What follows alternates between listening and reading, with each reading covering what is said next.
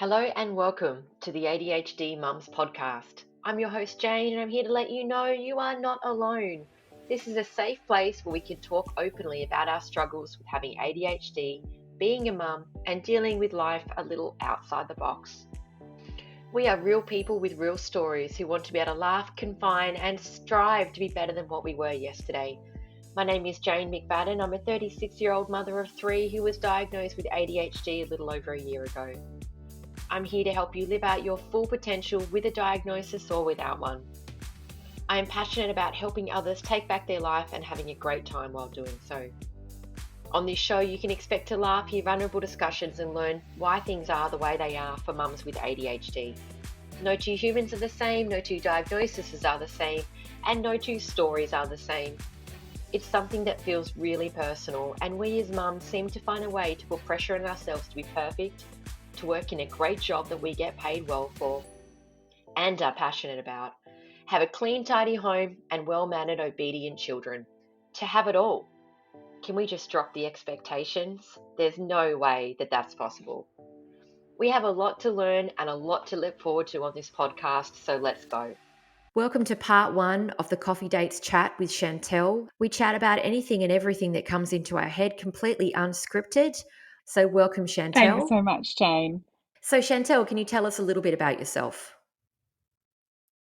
Sure. So I am now 39. I was diagnosed at 38. I have two children who are both neurodiverse with multiple diagnoses. And I am a nurse. I have had a very colourful career. So, Shantelle, can you tell us why you're here today and why you'd like to share your story? So there is a huge need for people to be educated about what ADHD looks like, full stop, and then in women and in children. And there's not enough information out there from people who are living it. And although it's difficult to put yourself out there, you know, you've got to make the noise for people to hear it. And I wanted to be a part of the noise. We can't expect people to understand if we're not prepared to educate. Yeah, absolutely. We hear a lot of people have sent messages in about how they felt about being diagnosed so late and the grief around their life could have been different if they had have known, or that feeling of there's something wrong with me, the low self-esteem that goes along, whereas it's now my brain works differently and that's okay. And I think you're right. If we aren't willing to speak up, then how can we expect change? Exactly right. And I had a conversation with my GP about 3 weeks ago, and he said, "How are you traveling with the psychiatrist?" And because he'd had a letter from them, and he said, "With your diagnosis." And he's been my GP for 6 years. He's wonderful, and we've got a great relationship. And I said, "You know what? I don't hate myself anymore when things fall apart, because now I understand why, and I look at it differently. How could I have maybe met my needs a little bit better to then navigate that situation with it to generate a more positive outcome?" And he said, "That is so profound. I have never thought of that for my patients." And so Wow. that self-loathing, I think, is such an enormous element that is not spoken about. And it is quite often joked about, like, or they have ADHD, so they're crazy, or they're all over the place, or they're always busy, or they've got 7,000 things on, and they've got lists, but there's not a lot of talk about the shame or that self-loathing and the lack of self-esteem that happens. It's only the outward presentation that a lot of people see or discuss or talk about. So, I just thought that was really interesting. He's an incredible GP who has been a GP for a number of years, and for him to say, I've never even thought of that aspect, I thought was really quite surprising. I think what you've spoken about with shame, self hatred, and loathing is so taboo and unspoken about. And it is absolutely, I couldn't agree with you anymore. How do you feel with a preteen daughter? Do you feel a sense of making it better for her, improving it, or is it just so emotionally triggering it's hard to even hear about? How do you feel about it? Sorry, I'm tearing up already. That's a terrible start. It is something that I am very aware of with my daughter. I want her to see the positive in change or something that could have been a perceived problem. So highlighting those positive experiences for her and making that the focus.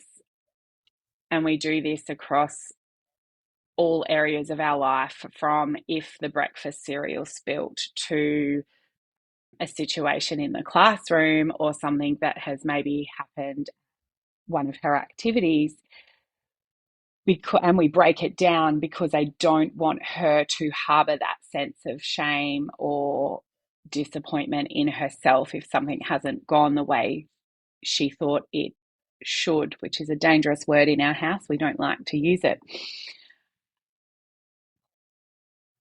And we spend a lot of time challenging the status quo in our house. Why do people want it like this? Why do they think that is the only way? How else could we do it different?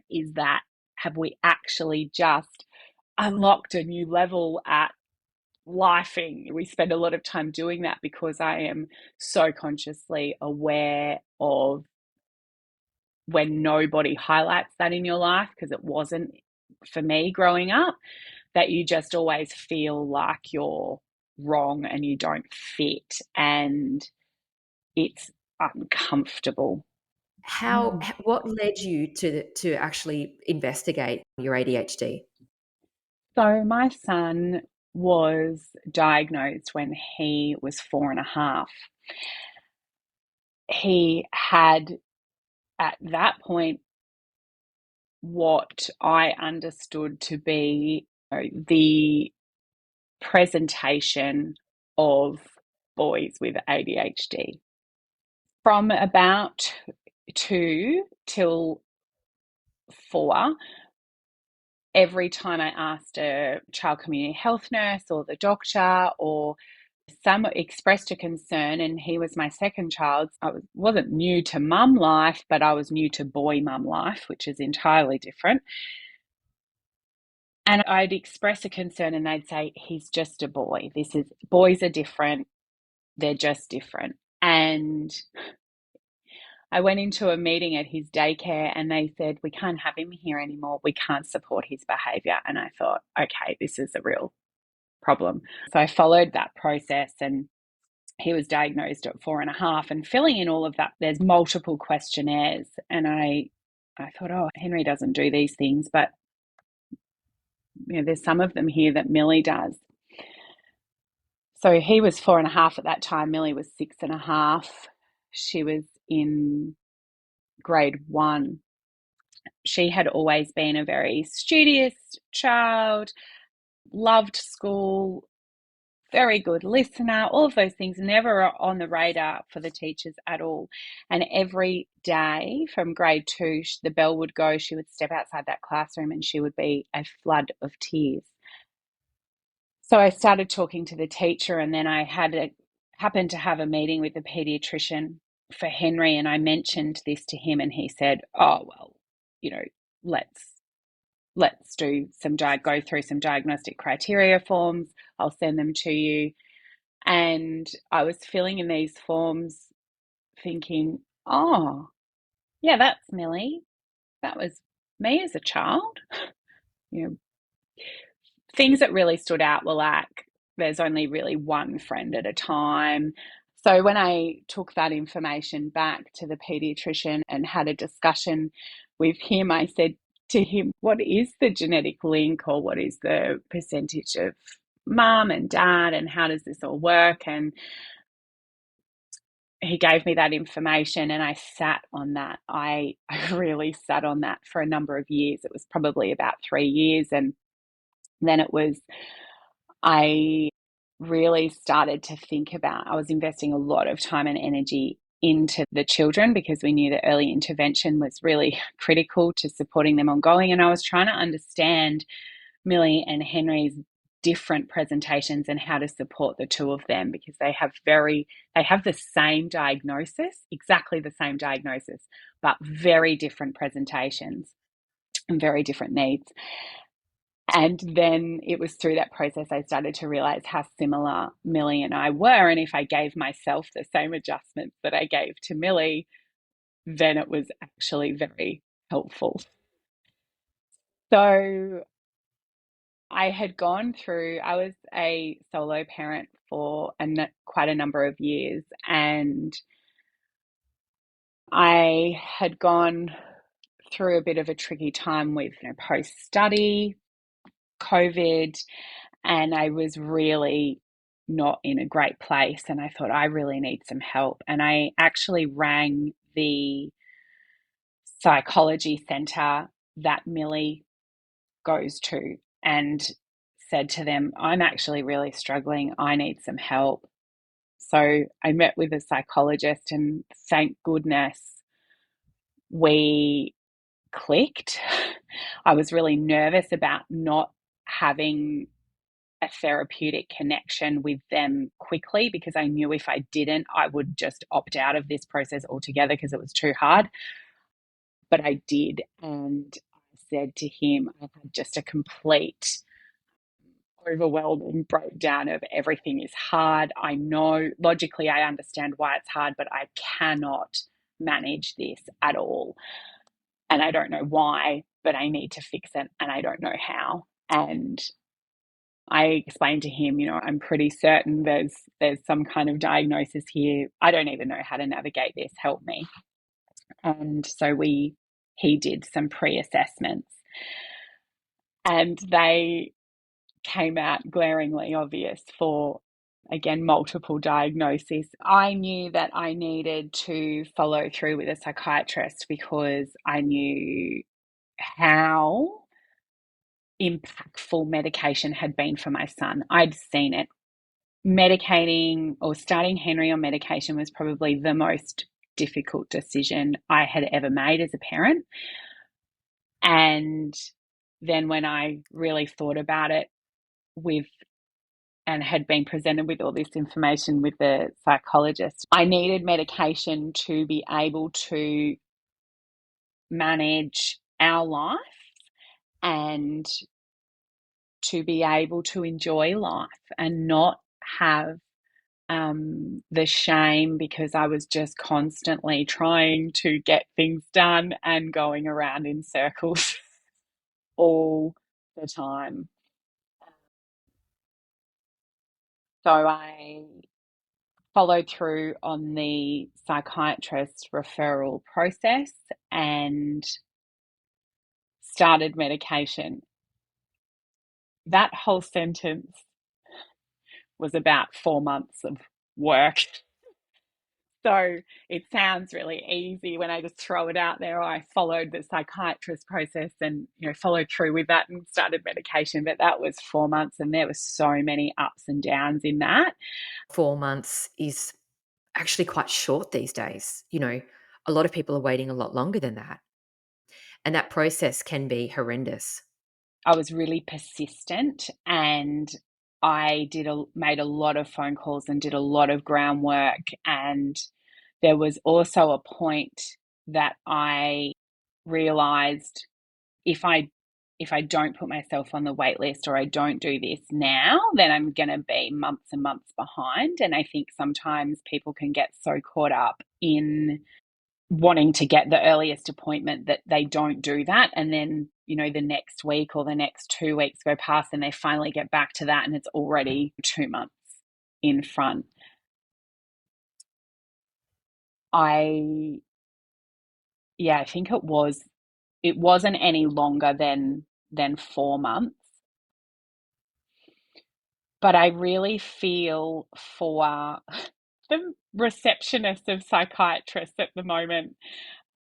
I know it's tough. It's tough for people really needing medication. And I think the changes in terms of GPs being able to prescribe and working with psychiatrists is going to provide a huge amount of relief for psychiatrists being able to take on new patients because they're not needing to fill up their appointment books with ongoing regular appointments for managing medications.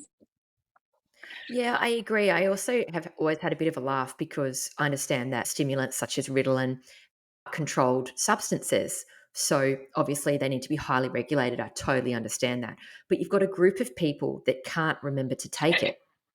So you have to be aware of how stupid that is because these people that are desperate to have it only ever take half the dose anyway because they can't remember what they're doing.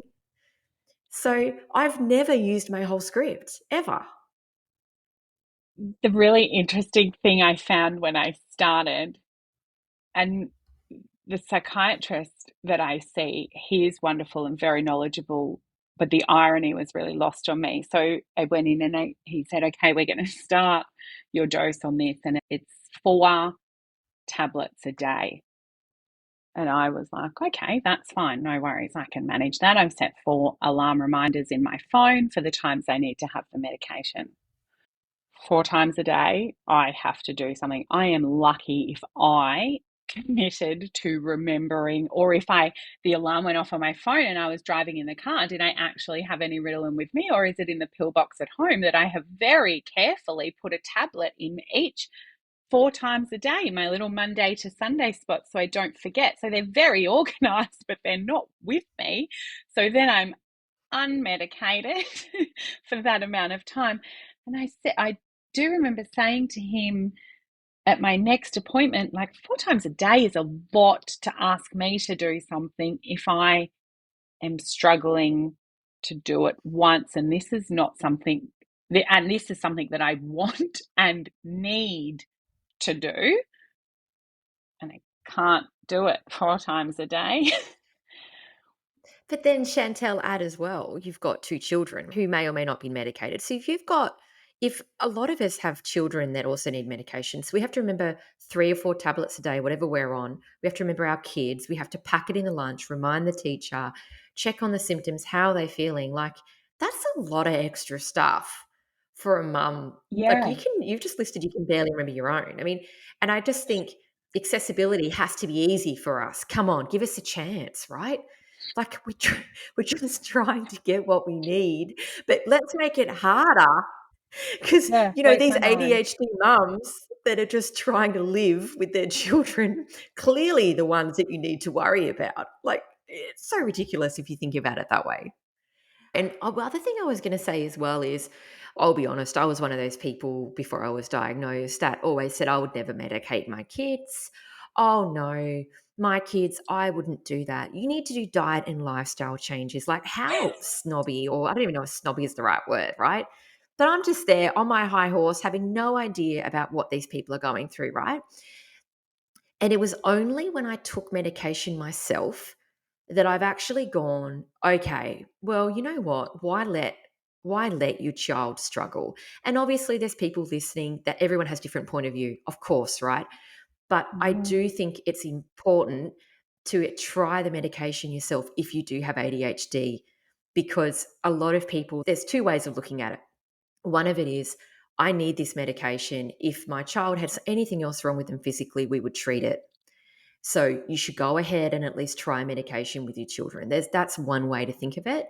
And I'm just listing the Facebook point of views that I read. And then there's the other people that say it changes your child's personality, it dulls them down, and it can maybe not be helpful and the side effects. And I understand both completely. But I did want to highlight I was one of those people that said I wouldn't medicate until I tried it myself and then I actually saw things differently. So whatever your point of view is, it's not about that, but I do think it's important to note that when you actually medicate yourself, sometimes it can change your perspective. Absolutely. And I think it's also important for parents out there to know that it's actually not as rigid as you're either going to medicate or you're not. You can actually sit somewhere in between and try it and stop it or change it. I think have encouraging people to have the conversations with their GP or their pediatrician or it is a really tough decision to make. It was the hardest parenting decision to date that I have ever had to make, because I was of the same view, and it was a very uneducated opinion that I wasn't going to medicate my children. I was going to try all these other things first. And even then, if I'd tried all of those things, I was really not on board with medicating. I think it's really important to note that I am still of the group of people that if I don't need to take any medication, I'm not taking it. If I have a headache, I'm not reaching for Panadol straight away. Have I drank enough? Have I eaten? Have I slept? Can I exercise? What is the reason? So I am in that kind of group of people, I think, anyway. So that typically, that didn't help the opinion, or the uneducated opinion, of I'm just not medicating, I'm not about it. And that made it really difficult, because I also had nobody saying to me, it's not as rigid as that. You can actually, while you're thinking about if this is something you want to do, you can actually try it and then stop it if you don't like it. He's not going to fall apart and crumble into a puddle of bricks. He will be okay. And it's managing and understanding the medication, but also understanding what is happening cognitively. And when you have that information, it's really easy to understand why medication works. And I saw it change his life. And I was at a point where I really needed to change something, because I wasn't coping, I wasn't managing. And that's really what kicked off this process. And I had previously, once I'd had children, been diagnosed with postnatal depression after my son. And Millie was a very tricky baby. So if I was tired or stressed or overwhelmed at that point, everybody in my circle, GP included, was all, oh, you're exhausted because you're a new mum. Full stop. That was what that was. And then when I had Henry, you're exhausted, you're a new mum, and you've got a toddler. And there's all this information out there of you shouldn't feel like this. If you feel, coming back to that self-worth and self-loathing. So if you feel like you're not a good mum, talk to your friends. If you talk to your GP, so you do that, and then they go, oh, you have postnatal depression. That makes sense, because you've just had a baby and this is how you feel. I was put on antidepressants at that point, and I found no difference. I also struggled to take them regularly. So I knew I couldn't expect a different result if I wasn't taking them regularly. What I should also mention, while I was studying, I actually, in the middle of COVID, again, a lot going on, I did engage a psychologist who had diagnosed me with OCD and sent me to a psychiatrist. I feel like I had blocked out this time in my life because it was actually really traumatic, because this is not the first time that I've forgot it when people have asked me about my diagnosis journey. So I did see a psychiatrist. He said to me that it was very clear that I was emotionally unstable, was his words, and that I would benefit from antidepressants. I wasn't happy with that. I didn't build any therapeutic relationship with him. I felt like he didn't listen to me, but again, I felt like I had no choice but to follow this through. I needed help. So I committed to the titration of the medication, and having the nursing knowledge I did, I knew that I really should be seeing at a certain titration and at a certain point of time, seeing some real effects, and I saw nothing. And again, I think that's a really important part for mums to be aware of. If you have been put on antidepressants and you feel like nothing is changing, go back to the prescriber and tell them, because sure, you might be a tired mum, but that does not mean they shouldn't be looking at you holistically. You know, how are things for you as a kid? Talk to me about your jobs. And maybe they're going to be picking up some of those red flags for a diagnosis, because you know, and I think so often as mums, we don't have time to reflect on, is this medication working? Do I feel better today? What's happening? It just comes into this big ball of, I'm either not coping very well or I am coping well. And if you're on antidepressants and still feeling all of those things you were feeling before you started the medication, it's not you, it's the medication, it's not the right one. We don't hear that enough, and we're so busy looking after everybody else that there's almost no one advocating for us. And I think that is what is the pull that I found to your podcast was, you know, I want to make some noise here because there's not enough in this space. There's not a lot of people advocating for the mums in this space. Oh, I really appreciate that. And I think that really resonates. I don't want to go off topic, but I'm going to slightly. I think social media in the past has been a little negative with enjoy the moment because it's going to be over soon. So let's say, for example, you're waiting for your kid to do a poo on the toilet and you just want to check out for a minute. So you go on Instagram and all you see is women enjoying the moment and don't worry, it'll pass you by too quickly. And like that, where you have to feel grateful for every moment, right? I actually think that's changing. I really like the podcast Beyond the Likes with Amy Gerard. If anyone has not listened to it or gone on the Instagram, I love her.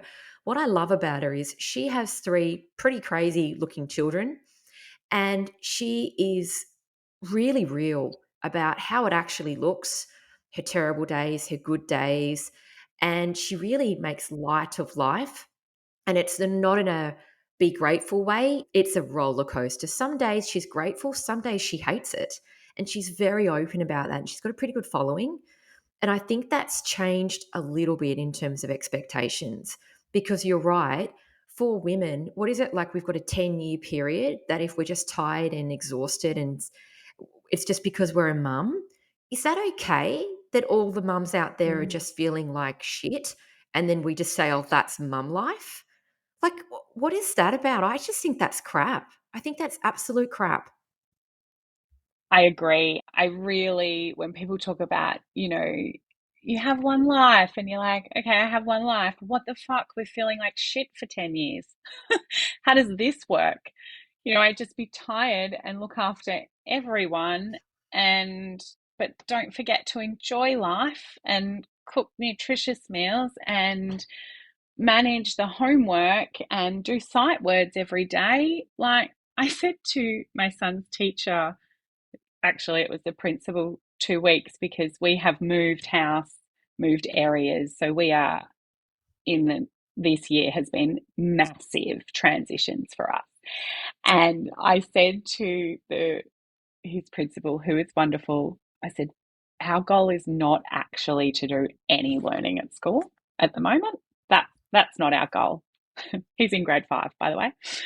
That's not the goal. Our goal is to have minimal school refusal and to just get a uniform on in the morning and actually enjoy our morning before school. That's our goal. So if we do that and he comes to school, high five. If he's wearing the sports uniform on a formal day, I'm not bothered. Please don't ring me, because that was the adjustment we needed to make for his mental health to be nurtured. Something that I realized, and this was only when I was listening to your podcast, and I had this enormous realization. I'm constantly advocating for my kids with people who should understand more. The ability to meet our kids where they're at is what is important. And that, I think, links really well into that podcast Beyond the Likes and that theory of like, it is a roller coaster.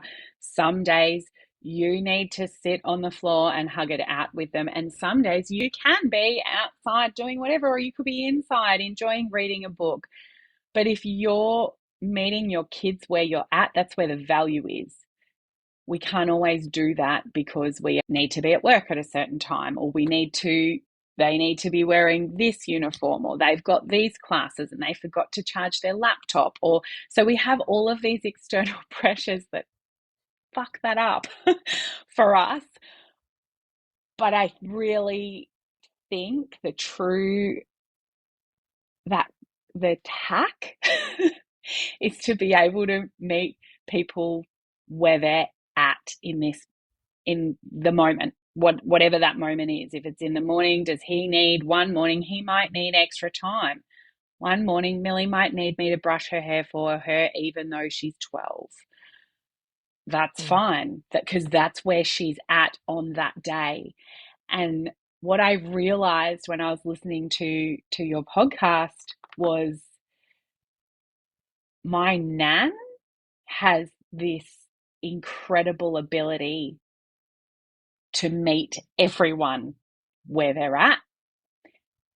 And as a child, I used to spend the school holidays with them. They lived in Canberra and I lived in Melbourne. And I would spend the school holidays with them. And I have wonderful memories, but a lot of it was just great. It was just that I can't say one thing. I can't pick one thing. Everything just at Nan and Pop's was just unremarkable, but it felt great. And when I was listening last week, it made me realize that it was because Nan just met me where I was at. She was the only person in my life that did that.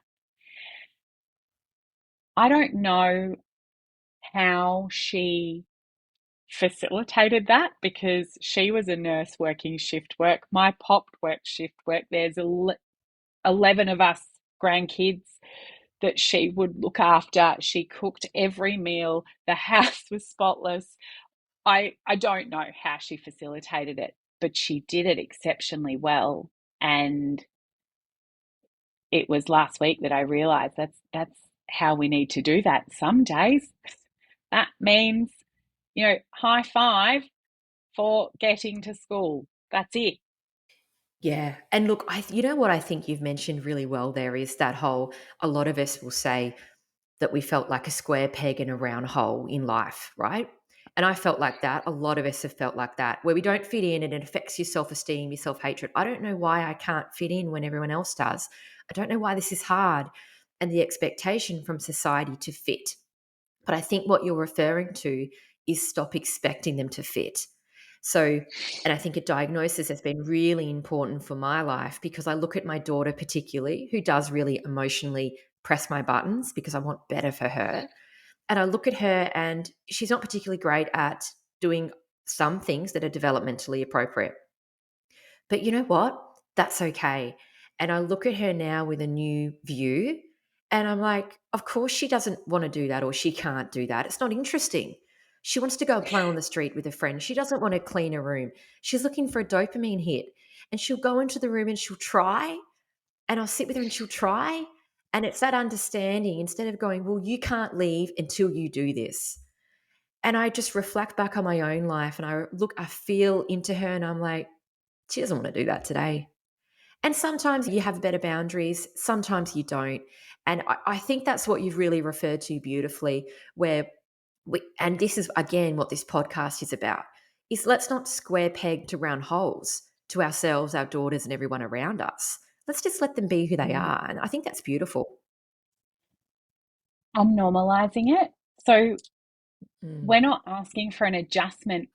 Having adjustments should be the norm. As employers, we should be saying to our employees, what works best for you? In schools, we should not be having to fight, and fight is the right word. I've had a meeting nearly 3 times a week since term 1 for either Millie or Henry. That's a fight. We should not be fighting for things that support our children.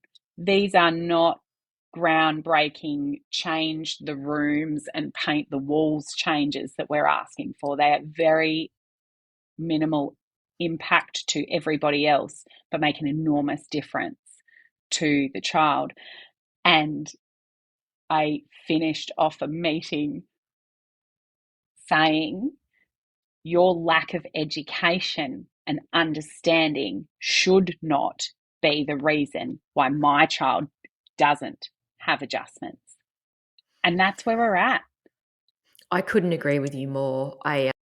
I'll try not to get too wound up, but I changed my daughter's school this year. And one of them, this sounds small, right? But this is reflective of them. This is a small example. It's not the only example. There's about 100,000 that I left, but this is an example. So she was diagnosed and we found she was having trouble concentrating. Surprise, surprise. So the inclusion teacher let her have some sensory toys.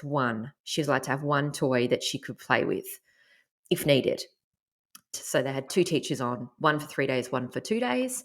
But basically, it was the small things that drove me mad. So they'd give her a sensory toy on one day, then the teacher would change over and they would yell at her and tell her off for having the sensory toy the next day. And I would end up just thinking, why is this so difficult? And I actually offered similar to get someone in to educate. But then there's the other way of looking at it, because you think of, okay, there's all these neurodiverse people in the world that have suddenly jumped out of nowhere, a lot of people would say, right? And then there's health professional teachers that are expected to cater to all of these unique differences with 30 kids sometimes, right? Multiple parents wanting slight variations that seem small, Mm-hmm. but are Mm-hmm. huge for them to also cope with. Mm-hmm. There's research out there at the moment that's saying that a lot of teachers have ADHD. So they're also juggling their own, possibly trying inattention to remember everything. And it's like there's so much pressure on the schools and the teachers. There's so much pressure from the parents, particularly to have their child live a different life, a better life. And Mm-hmm. there's so much pressure everywhere that I just wonder when it's going to break. I had that exact conversation. I said we cannot expect these teachers to be, I don't expect them to be making 25 adjustments for Henry. That is an unreasonable expectation as a parent for me to have. So there are things that we can do at home to support what you're doing in the classroom. Consistency of terminology is something that we can help with. Changing schools, everything he knew from his old schools now out the window. And that was a barrier. We're asking for this information and they're not giving it, but they have the same expectation that he's going to understand it. As parents, we are responsible for, and we do advocate for our kids harder than anyone ever will. ADHD mums, we're looking at parenting that child's needs and advocating for them at the same time, trying to go into this meeting managing our own ADHD. We call it squirreling in our house when you start one conversation but 5 tangents and then you might come back, who knows, but if you start to squirrel. So how do I go into a meeting like this and not squirrel so I still get results? Because the whole reason I'm there is to advocate for my son, but support the teachers and be mindful of that. And you're at this school for the next 12 years. So, and again, that the ADHD mum plate, the ADHD parent plate, because there'd be a lot of dads that are in this as well, but the ADHD parent plate is full up and full and probably doesn't enough. enough noise, enough support, enough education. So I also work in the disability space. So 10 years ago, I started to think, wow, we really need to support these people. There's different ways we can do this. So navigating the NDIS is something that I'm really familiar with. So I was doing that before I was nursing. And so I have spent a long time advocating for these people. And when I was diagnosed, I actually didn't know how to advocate for myself because of the self-loathing, self-esteem. I'm not worthy of needing an adjustment. People are going to think this of me if I ask for an adjustment. And that was really highlighted with my daughter. Again, in that I don't want her to feel like she's less because she's asking for something. And really pushing that with both of the kids, that it's not unreasonable for you to ask for the teacher to explain that 3 times. And if they haven't, and then you don't understand it, it's okay for you to ask them again. And being 12, she will say stuff like, yeah, but I don't want to ask in the classroom. No worries, send her an email. So how do we do that? We don't stop needing the help just because we don't want to ask out loud. So then it's strategies of how can we still get the information that we need in a way that doesn't highlight our deficit. And it's tricky with navigating the NDIS because it is such a model that only works on deficit. Where is the deficit? What will fix it? How much is it going to cost? And then, ADHD is classed as a fixable condition now because you just take medication and it's fixed, is their thought pattern. Sorry to interrupt, but that kind of upsets me because it's actually a lifelong. And as soon as you run out of medication, which is incredibly hard to get, suddenly, like the model is just sucks. It really sucks. So flawed. It's so flawed. And I can appreciate that they're trying, but fuck, it's 2023. Do better. Like, we're writing things like ambulant on a toilet door because we don't want to offend somebody who has difficulties with mobility, and we want to make it broad enough that they feel included. But we're saying we have a neurological condition that can be fixed if you've got a psychiatrist, if you can manage to get to your appointments on time, if you've got the money to get the medication, because it costs more if you weren't diagnosed when you were a kid. So I'm having to pay a penalty because I wasn't diagnosed before I was 18. What the fuck? Like, the system. I know you and I could go about the system. But it is so not set up. Like, this whole world is not set up. But if we think about why the podcast is here, if we can create enough noise, we might actually be able to have employers, schools, the world go, okay, maybe we won't put on the bright flicking lights in the laser tag party because all of the children with ADHD and the parents are losing their mind. Like, perhaps we can do things differently to create it so we can live more easily. Because until that happens, we're going to have deficits. Thank you so much, Shantelle. It has been like talking to a kindred spirit. ADHD mums are the best. I always say I seek them out in my life, and it feels like we've kind of had a bit of a coffee and a chat rather than an interview. Thank you so much for your openness and honesty.